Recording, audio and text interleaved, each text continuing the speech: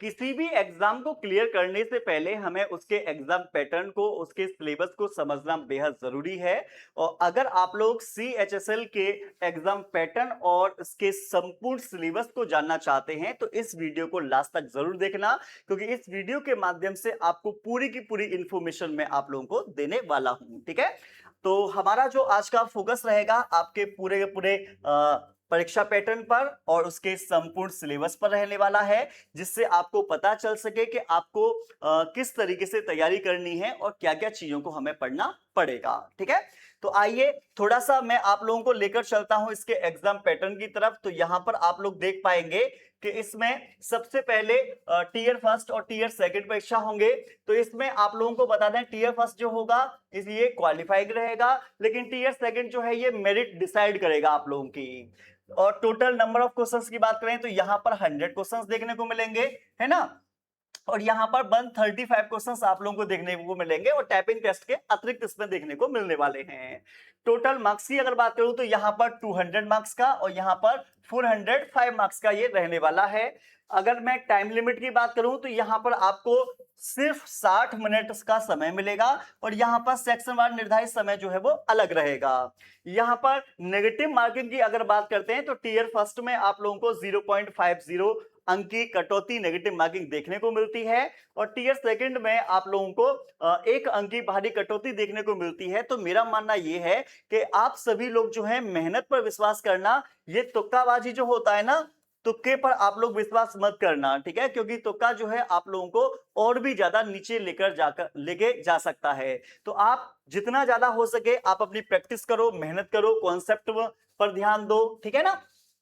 TA first की बात करें तो 60 मिनट के अंदर आप लोगों को कौन कौन से क्वेश्चंस को सॉल्व करना होगा, इसमें किन कौन कौन से सब्जेक्ट से क्वेश्चंस आप लोगों के आएंगे।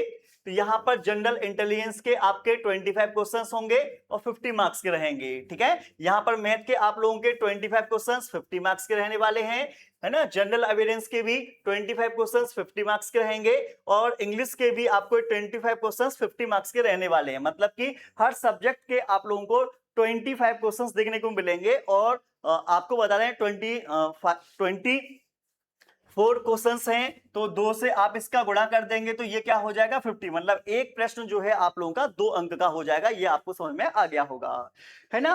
और आपको 100 क्वेश्चंस जो है ये आपको सिर्फ और सिर्फ 60 मिनट के अंदर आप लोगों को सॉल्व करने हैं। मतलब एक सेक्शन को सॉल्व करने के लिए आपको सिर्फ और सिर्फ 15 मिनट मिल रहे हैं। इसका मतलब यह है कि आपकी प्रैक्टिस बहुत अच्छी होनी चाहिए, आपकी स्पीड होनी चाहिए, आपकी एक्यूरेसी होनी चाहिए और आपको टाइम मैनेजमेंट करना आना चाहिए, तभी आप लोग इसे सॉल्व कर पाएंगे।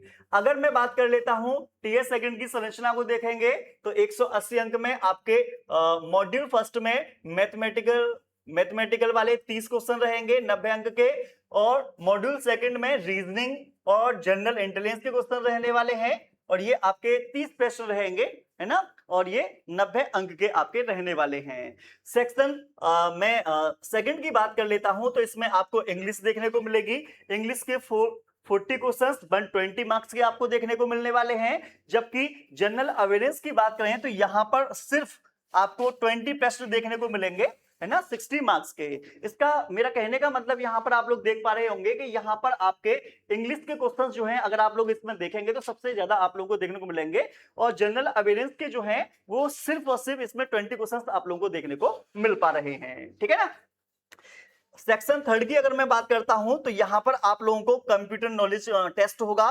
15 प्रश्न रहेंगे 45 अंक के आप लोगों के, और मॉड्यूल सेकंड में स्किल टेस्ट और टाइपिंग टेस्ट जो है वो आपका क्वालिफाइंग प्रकृति का ये रहने वाला है। तो इस तरीके से आप लोगों ने देखा कि हमारे कौन कौन से क्वेश्चन, मतलब कौन कौन से सब्जेक्ट से क्वेश्चंस आएंगे, कितने क्वेश्चंस आएंगे, कितने नंबर्स के होंगे, तो पूरा का पूरा मैंने आप लोगों को बता दिया है। लेकिन आप लोग यहां पर देख पाएंगे सबसे ज्यादा वेटेज जो आपका रहता है वो रहता है आप लोगों का इंग्लिश का। तो यहां पर आप लोगों को इंग्लिश को समझना बेहद जरूरी है और इंग्लिश पर कमांड बनाना बेहद जरूरी है। जिस व्यक्ति की इंग्लिश पर कमांड सबसे अच्छी होगी उसके सिलेक्शन की संभावना जो है वो सबसे ज्यादा रहने वाली है। तो अगर आप लोगों की इंग्लिश वीक है तो अभी से आप उस पर थोड़ा समय देना स्टार्ट कर दें, जिससे कि इंग्लिश जो है थोड़ी और ज्यादा बेहतर हो सके।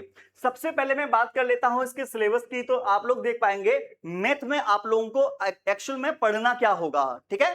तो पहले हम इसको 4 भागों में बांट लेते हैं। सबसे पहला वाला जो भाग है ये आपका अर्थमेटिक का है, अंक गणित का है। अंक गणित में क्या क्या चीजें पढ़नी पड़ेंगी आपको? नंबर सिस्टम, सिंप्लीफिकेशन, है ना, उसके साथ साथ में percentage, ratio, profit loss, discount, है ना, SI, CI, time and work, speed, distance, boat, train, age, इससे रिलेटेड आप लोगों को क्वेश्चंस देखने को मिलेंगे। और मुझे जो लगता है ज्यादातर बच्चे लोग जो होते हैं वो अंक गणित वाले जो क्वेश्चंस हैं इनको तो बड़े आसानी से सॉल्व कर लेते हैं। थोड़ा सा हम आगे बढ़ते हैं। जो बीज गणित वाले हैं, एलजेब्रा है, जिसमें बेसिक एलजेब्रा के क्वेश्चंस देखने को मिलेंगे, है ना, उसके साथ साथ में एलजेब्रा के आइडेंटिटीज के क्वेश्चंस देखने को मिलेंगे। तो बीजगणित जो है ना बहुत से बच्चे लोगों को थोड़ा सा टफ लगती है। तो आपको क्या काम करना है, इस पर भी अच्छे तरीके से फोकस रखना होगा। बात करते हैं ज्यामिति और क्षेत्रमिति की। तो लाइंस, एंगल्स, ट्रायंगल्स, सर्कल, है ना, polygons, 2D, 3D, area, volume, है ना, कोऑर्डिनेट, ज्योमेट्री, तो इससे रिलेटेड क्वेश्चंस आप लोगों को देखने को मिलते हैं। तो बहुत से बच्चे को लोगों को जो है मैथ से डर लगता है, तो आपको डरने की जरूरत नहीं है। मैं आप लोगों को बताऊंगा कि मैथ पर आप लोगों को कमांड किस तरीके से बनानी है और कैसे पढ़ना है। उस सभी चीजों की मतलब की तैयारी करने की जिम्मेदारी भी हम आपको बताएंगे किस तरीके से करनी है, ठीक है। फिर लास्ट में आपको त्रिकोणमिति और सांख्यिकी दिखाई देगी। तो इसमें हाइट, डिस्टेंस, मीन्स, मीडियन, है ना, DI जैसे टेबल के, पाई चार्ट के, बार ग्राफ के, है ना, इससे रिलेटेड भी क्वेश्चंस आप लोगों को देखने को मिलते हैं। तो आपको क्या काम करना है, सबसे पहले जो आप लोगों का इसमें वीक सेक्शन हो, ठीक है, उस सेक्शन पर आप लोग ज्यादा कमांड बनाए और जो तुमको आता हो उस पर आप लोग क्या काम है, उसकी प्रैक्टिस करना, उसका रिवीजन करना स्टार्ट कर देना। चलिए फिर बात करते हैं हम रीजनिंग की बात करते हैं। तो रीजनिंग में भी आप लोग यहां पर देख पा रहे होंगे कि देखो एनालॉजी के क्वेश्चंस तो मुझे लगता है सभी बच्चे लोग कर लेते होंगे, है ना। क्लासिफिकेशन ये भी कर लेते हैं। सीरीज में थोड़ी थोड़ी दिक्कत आती होगी। कोडिंग डिकोडिंग ये तो रीजनिंग का भाई साहब ऐसा समझ लो दिल है, ठीक है ना। ब्लड रिलेशन तो भैया आप लोगों को बता दें थोड़ा कंफ्यूजन पैदा करने वाले क्वेश्चंस होते हैं, ठीक है। तो डायरेक्शन सेंस, रैंकिंग वगैरह है ना, उसके साथ में वेन डायग्राम है, पजल्स है, सीटिंग अरेंजमेंट है, कैलेंडर है, क्लॉक है ना। तो इस तरीके से आपको देखने को मिलेंगे। यहां पर मिरर इमेज के क्वेश्चंस भी देखने को मिलेंगे। वाटर इमेज वगैरह हो गया, पेपर फोल्डिंग हो गया, पेपर कटिंग हो गया, है ना, क्यू एंड डाइस हो गया। तो इससे मतलब कि आप लोग देख पा रहे होंगे कि रीजनिंग जो है ना, रीजनिंग में भी बहुत सारे आप लोगों को टॉपिक्स दिखाई दे रहे होंगे, बहुत सारे चीजें दिखाई दे रही होंगी। इन सभी चीजों को आप लोगों को एक एक करके समझना होगा, जानना होगा और उनकी लगातार बेहतरीन तरीके से प्रैक्टिस करनी होगी। तभी आप लोग जो है इन सभी चीजों को अपने माइंड में बनाकर रख पाएंगे। चलिए फिर मैं बात करता हूं भैया अंग्रेजी की। तो मैं तो ये कहूंगा आप लोगों से कि अपने इंग्लिश पर कमांड जिस भी बच्चे लोगों ने बना ली तो उसके लिए बहुत आसान रहेगा, क्योंकि आज के समय में सबसे वीक जो है बच्चे लोगों की इंग्लिश ही होती है, ठीक है ना। तो यहाँ पर पैरा जम्बलिंग, है ना, क्लोज टेस्ट वगैरह हो गया, है ना। वोकेब की बात करें तो सिनोनिम्स हो गए, एंटोनिम्स हो गए, है ना, वन वर्ड सब्स्टिट्यूशन हो गया, आइडम्स वगैरह हो गया, स्पेलिंग वगैरह हो गई, है ना, इन चीजों के क्वेश्चंस आएंगे। और ग्रामर में पार्ट ऑफ स्पीच क्या है, टेंस क्या है, आर्टिकल्स क्या है, ठीक है ना, सब्जेक्ट वर्ब एग्रीमेंट क्या है, active passive, direct indirect, error spotting. तो इससे रिलेटेड क्वेश्चंस आप लोगों को ज्यादातर देखने को मिलते हैं। तो सबसे ज्यादा आप लोगों को जो ध्यान देना है वो इंग्लिश पर देना होगा, क्योंकि इंग्लिश बच्चे लोगों की जो है ज्यादातर वीक रहती है।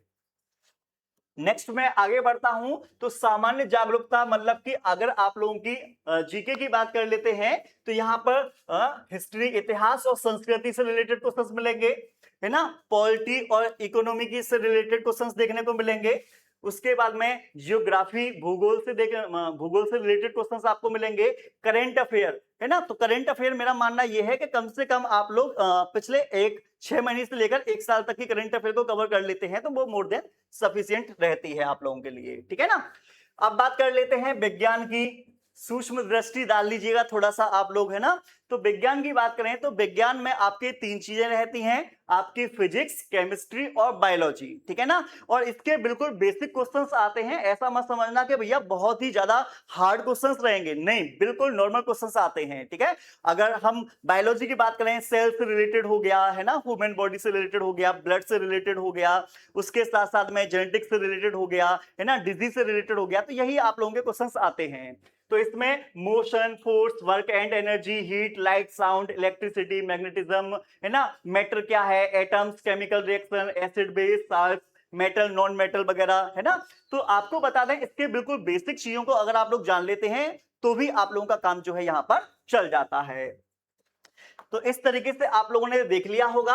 अगर बात करते हैं हम कंप्यूटर के ज्ञान की, क्योंकि कंप्यूटर से रिलेटेड भी क्वेश्चंस यहां पर आप लोगों को देखने को मिलेंगे।